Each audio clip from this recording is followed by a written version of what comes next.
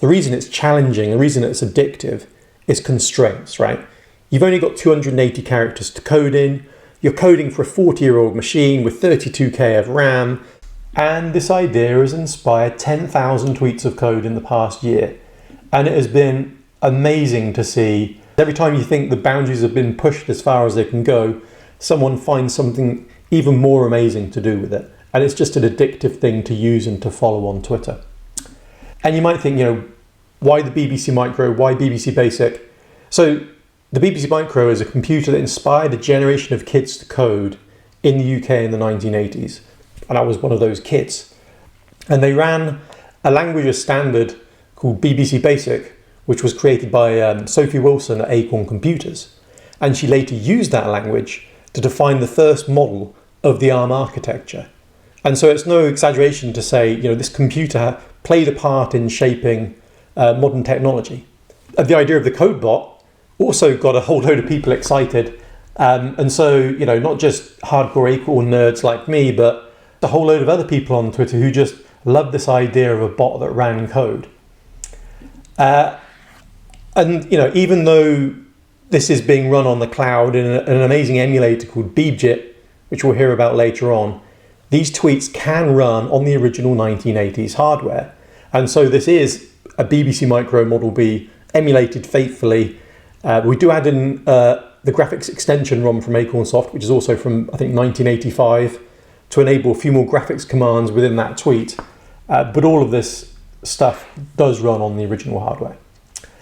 And I guess I put together this idea of a bot that runs code, but it was made possible with the help of a lot of other people. So, I'll talk about their contributions throughout this presentation for sure. And even though the bot got super popular for this initial, novel idea, the fact that it's still being used and engaged today is really because of the talented community of people who are contributing amazing programs to this bot. And I really recommend you just go. It's just a fun bot to follow, right? So, welcome to my presentation. My name's Dominic, as I mentioned. I grew up in Cambridge in the United Kingdom, and we had a BBC Micro at home during the weekends when I was a kid, because my dad was a teacher, and that's how I learned to code. And so you can see on these pictures here, this is a picture on the left of my 9th birthday cake, which is an Acorn Electron with a solid chocolate keyboard. Thank you, Mum. Here's a game RoboCop, RoboCat, the trademark-free RoboCat, which I kind of half finished when I was a kid. And then, to be honest with you, I kind of forgot about Acorn Computers for a couple of decades because I was getting on with my life. But then you get to a point where you start to wonder, how did I get where I am today? And certainly that early exposure to computing with Acorn Computers was a large contributor. So I'm very grateful to that opportunity that technology gave me. And this is why I'm such a big believer in democratization of tech, in boards like Raspberry Pi and Arduino, because they're offering that same opportunity to kids today. So, I love Acorn Computers. They're machines that inspired a generation, including me. Their legacy with the ARM architecture shaped modern computing, and yet I see a lot of other machines in popular culture or even the retro computing scene, and not a lot of Acorn. So I started to wonder, what can I do to make Acorn a bit more accessible and relevant? I was very influenced by the way Arduino and their community really showcase different creations by different users, and people share code and inspire others. I really like Pico8 and their idea of a tweet cart, so people share code over Twitter for others to try. And I started to think, I could, rather than just have people tweet the code, create a bot that executes that code. And rather, Pico8, which is a fantasy 8-bit console, what about if a real 8-bit computer executed that code? And this is how the idea of the BBC Microbot was born. And this is a hobby project, really. I completed last year.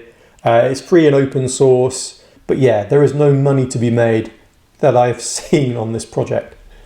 But let's get started with the bot. So if you go to Twitter and you send a tweet to @bbcmicrobot.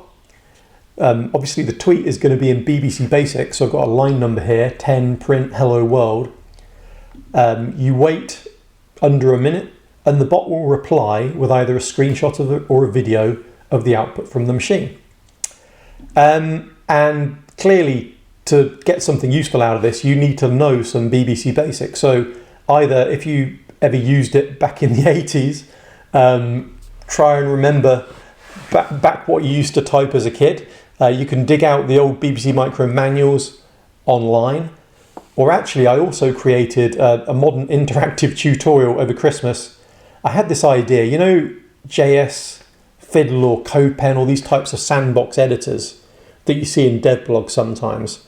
I thought, wouldn't it be cool to do the same for a kind of crusty legacy language like BASIC? And so this tutorial actually has 9 full emulations, including 6502 CPUs embedded in it.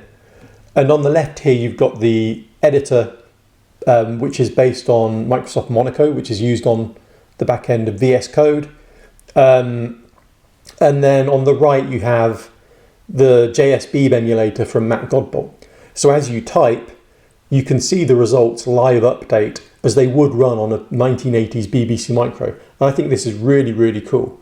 You can also open it in the full Owlet editor. And actually, every tweet that you see come back from the BBC Micro bot does have a link to source. So if you click that link, it will open up the source code in what we call the Owlet editor. And that editor lives at bbcmic.ro.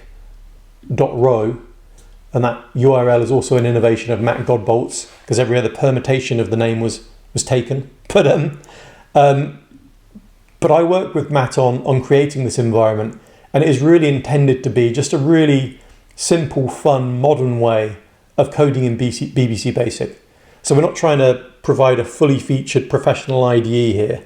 It really is, you know, enable people to do creative coding in BBC Basic, and you can share. Obviously, you can tweet the code, you can share it as URL, you can download it as an SSD disk image to either load onto an emulator or onto an actual BBC Micro itself. Or, a very cool feature I think, you can also open this program as a virtual cassette and play that audio into the machine's cassette audio input. So this is really good fun and a good way of starting to code for the BBC Micro. And so this idea of CodeBots got pretty popular, and as a result more CodeBots entered the scene. And so as well as the BBC Microbot, now you've got the Apple II Basic bot, you've got the Atari 8-bit bot, the PC Basic bot, even Pico 8 bots.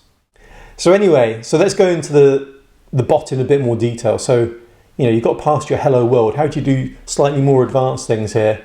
And this is a pretty phenomenal example from Paul Malin. So 2 things you'll notice about this. One is the script is absolutely crazy and there's no way of reading what is going on there. That is BBC Basic, but it's encoded, and we'll explain why later on. But believe me, it is BBC it is BBC Basic behind all that. The other thing is there's an emoji command there. There's a clapperboard. So let's look at what that clapperboard does. So this clapperboard changes the bot's behavior. So instead of the emulator running your code for 30 seconds, it now runs your code for 3 hours emulation time. And so this is the equivalent of running on an actual BBC Micro for 3 hours.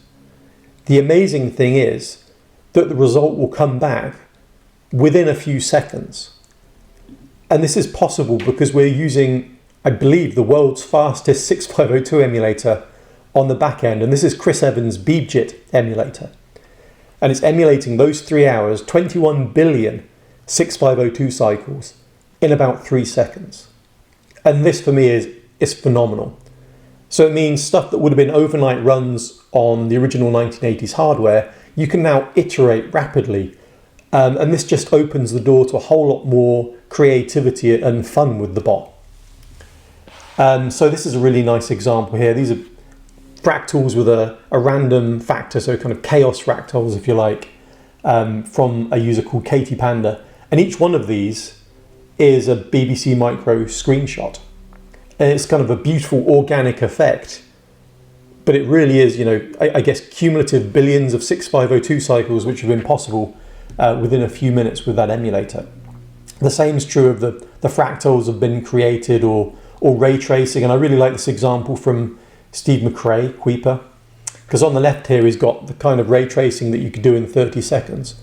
And remember, he is implementing a ray tracer in 280 characters of a tweet on a 1980s retro computer, which is pretty amazing in itself. But then if you look on the right-hand side, you can see what's possible with 3 hours execution. And he's able to achieve higher resolution. You've got 2 spheres with reflections going on. And it's just really, really cool to see what people have been able to do with this. But it's worth remembering, even though we have this awesome multi-gigahertz equivalent 6502 emulation on the back end, you can run these same tweets and get the same animation on the real 1980s hardware. And this example here is from Paul Malin. And so what you might know about the BBC Micro is you can render a scene with the full 16 colors in mode 2, but then use palette cycling to give the effect of animation. And so actually this is what he's done here with this river scene. And the left-hand side is an actual BBC Micro. So the thing that's you would have to do with the real BBC Micro is wait an hour or so for it to pre-render, but the final animation cycle would be the same, if that makes sense. And it was really cool to see, to see what Paul is able to do with these palette cycle animations in the first place, but also to be reassured, yeah, you can do this on the crusty 80s hardware if you so chose to as well. So anyway, we have this really cool accelerated emulation capability. We have a really nice editor. It would be nice to combine them, because at the end of the day, tweeting out your code iteratively is not the best way to develop. And so what we did, or what I did, I guess, is add this rocket button feature to the Owlet editor. And now, if we have a look at the same example here, you can see in Owlet we've got JSBeeb emulating the BBC Micro, and it's rendering the pixels for Paul's animation there. You can see the seconds counting up. You hit the rocket button, suddenly the seconds start spinning up fast, and bam, you're 3 hours in the future. And this for me is just really cool. And the way I did this, which I quite like, is I created a BBC Micro as a service. So actually there's a REST API, and if you call this with the BBC Basic program and the memory range you want to receive back as parameters, what happens is there's an AWS Lambda function is triggered. It runs your program for 21 billion 6502 cycles, and it responds with the entire memory state of the BBC Micro, the 6502 registers, the CRTC registers. And so now our web editor and emulator receives the updated state and copies it effectively from one Lambda-based emulation with BJIT to the web emulation with JSBeeb. And for me, this just is so cool to see the whole thing jump 3 hours ahead. And I think, as much luck as skill that this was able to happen, maybe because the constraints of the basic programs, I didn't really have to synchronize much more than what I've just described here. But really cool to see.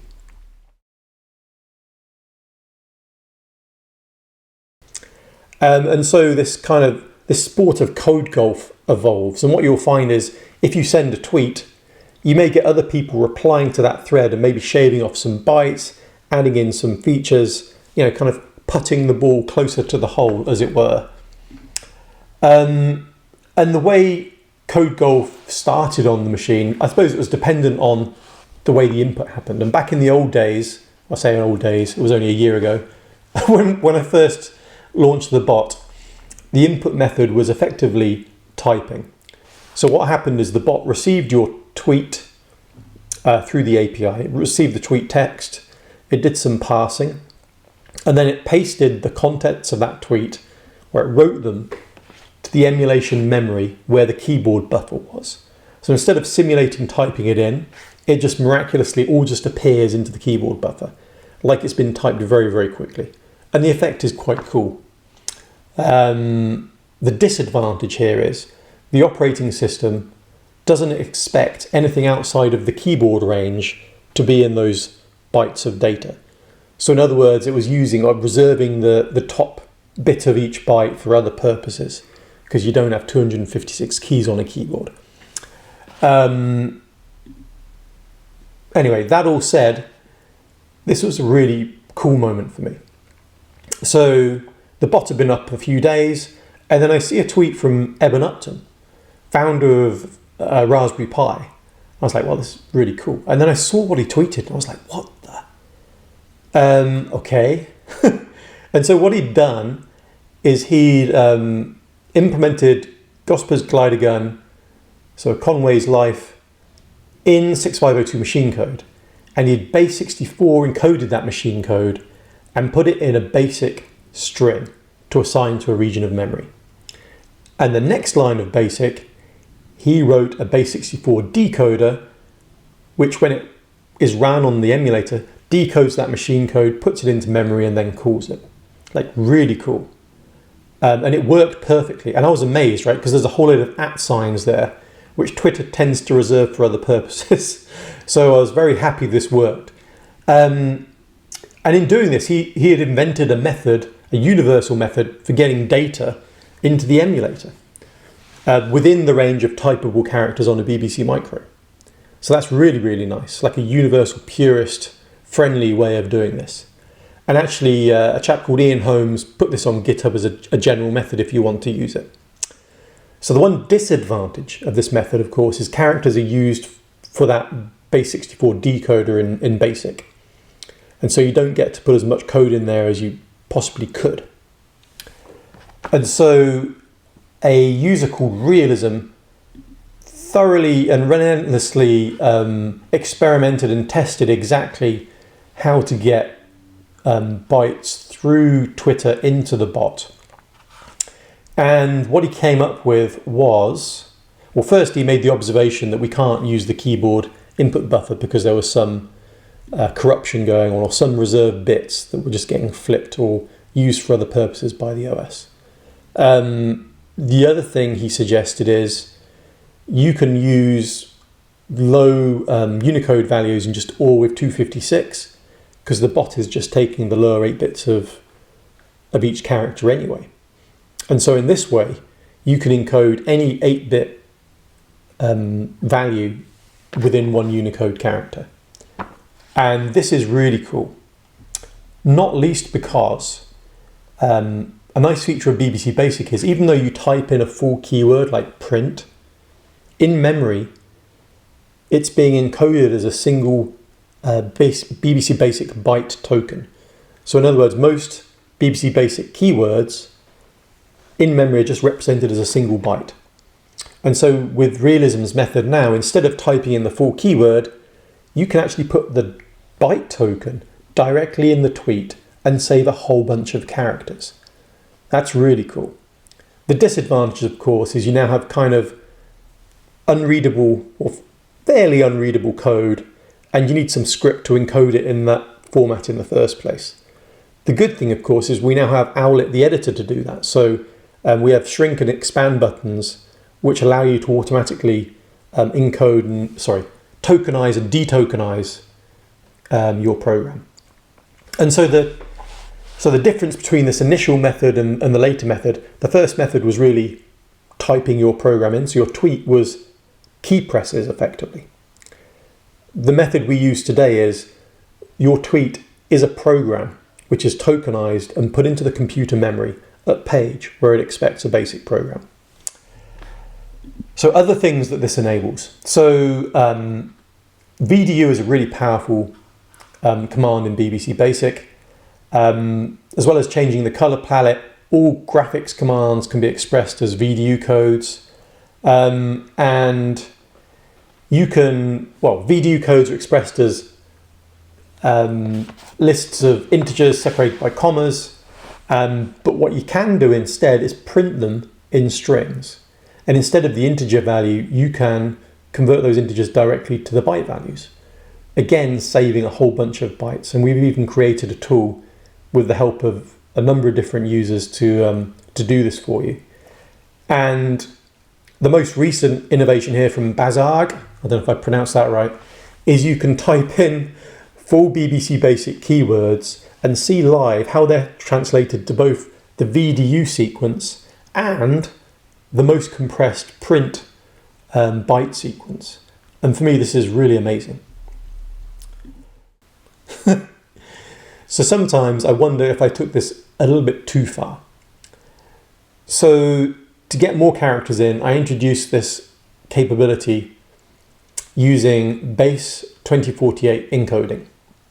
And base 2048 encoding is it's a format designed specifically for the transmission of data in tweets, created by a user called Quantum.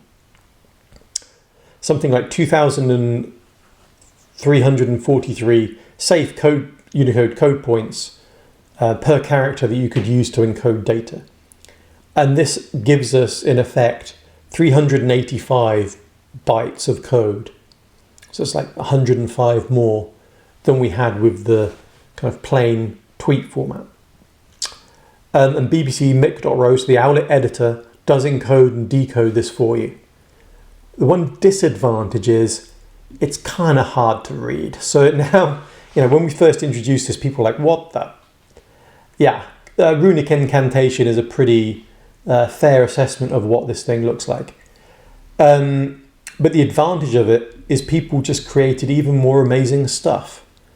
So yeah, I have mixed feelings still about whether I should have introduced this. Other encodings and enabling more programs to be stuffed into a tweet. So Pico 8 uses image steganography. I did look at Twitter's policy, and they have lossless pings to 900 by 900 pixels. So with 2 least significant bit steganography, you could get around a floppy disk per image. I did do a little bit of a test with the full source code of Acorn Soft Delete in a screenshot, which I thought was pretty funny, but in the end I decided against it. It's just too easy, right? I think the fun of the bot is the constraints, and so we're going to leave it at that. So yeah, other things. So kind of that's the end of the structured part of, well, semi-structured part of the presentation. Kind of a collection of random slides and anecdotes here. So, how did this start? It was running on a Raspberry Pi 4 in my garage.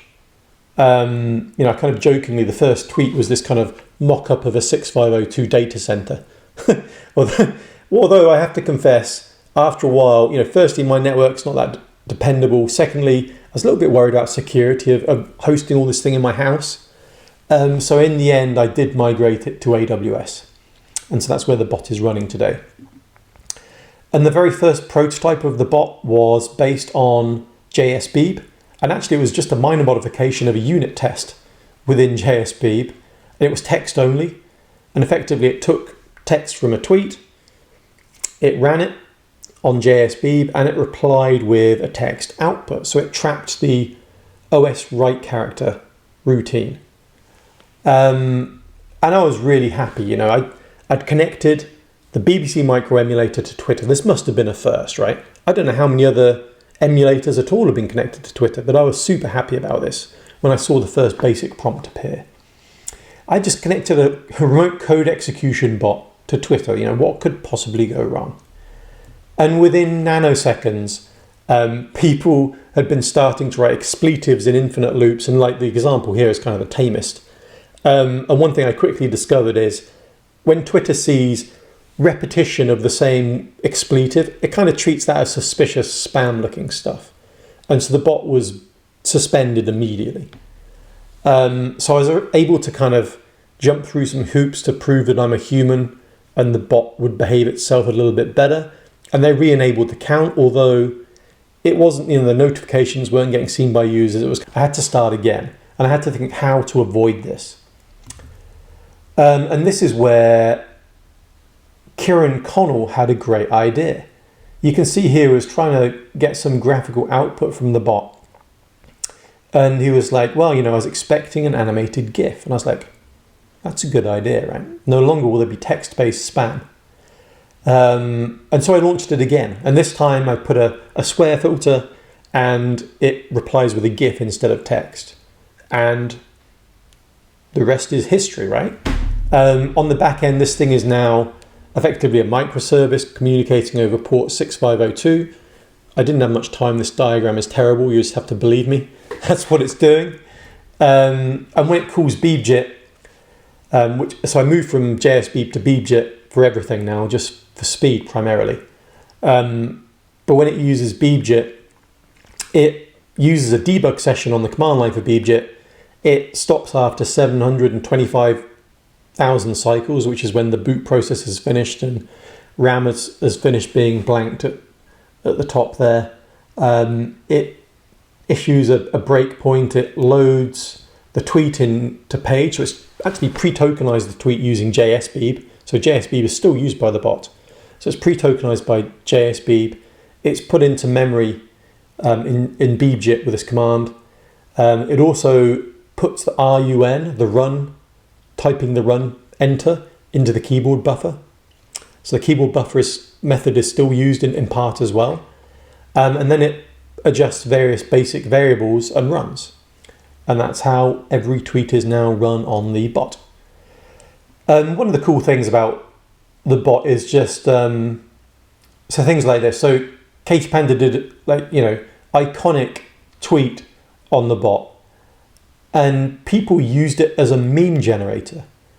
And by people, I mean people around the world, like not people who necessarily lived in the UK or have heard of a BBC Micro. They just saw this thing on Twitter and could see where they edit it to do something cool. And so, around the world, people have used BBC Basic to express various slogans of various kinds.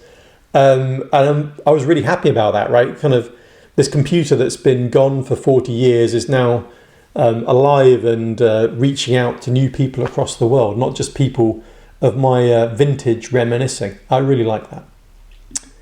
So one of the things that I didn't like, so this was really, launched in 2020, beginning of last year.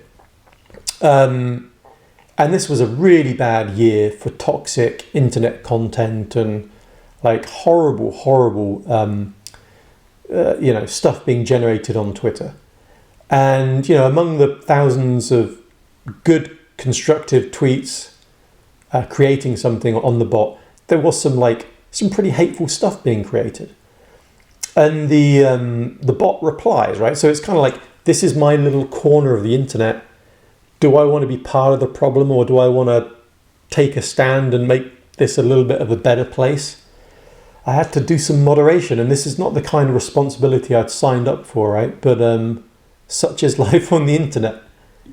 So one cool thing that happened was connecting the bot up to a real BBC Micro. And so I did this thing last year live on YouTube on the Bar Arduino show. And so if you sent a tweet to the bot, it would type it using an Arduino into a real 1980s BBC Micro. And it was running people's tweets live on YouTube. A bit risky, right? But it worked. And there was a fantastic moment where Paul Malin sent in code for a spinning globe. And this thing kind of pre-rendered and then started spinning. And I was like, this is awesome. Not least because the whole thing was broken until 30 minutes before the show. And I was like frantically hacking to get it up and running. But I was really happy about that. Other cool things where people have been using, so BBC Basic is still being maintained. So Richard Russell has a modern version, BBC Basic for SDL2. And there's been some nice comparisons made between kind of then and now. So comparing what the BBC Micro Model B would do with Basic 2 versus what you could get done with the modern implementation of Basic. And so Andrew McRae did these, which are really nice. I love the Raspberry Pi Pico and the fact that Graham Sanderson ported a full BBC Micro emulator and can drive a VGA display from this thing. So I got it connected with, I preloaded some disk images from the bot. And I thought that was really cool. So yeah, a $4 board that can emulate a whole BBC Micro, really amazing work.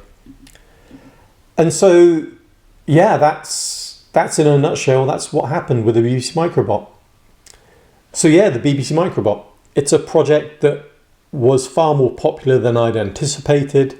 I'm super happy that it accomplished its mission in bringing Acorn Computers to a new audience. And it was amazing to see people from around the world engaging with this thing. Something like 20 million impressions of BBC Micro content in 2020 is not bad, right, for a computer that's been obsolete for 40 years. It showcased some amazingly talented coders. I mean, they pushed this thing far further than I would have been able to alone. And I've had some comments that people found it a welcome distraction during the pandemic. It's like, even if it's been a small escape for a moment, I'm very happy that it's contributed in any way, right? And for me personally, I made new friends, engaged this fun community around the bot, got to hang out with the bit shifters, worked with Matt Godbolt and Chris Evans, and got invited to talk at the Acorn and BBC Micro user group. So thank you so much. Thank you for that.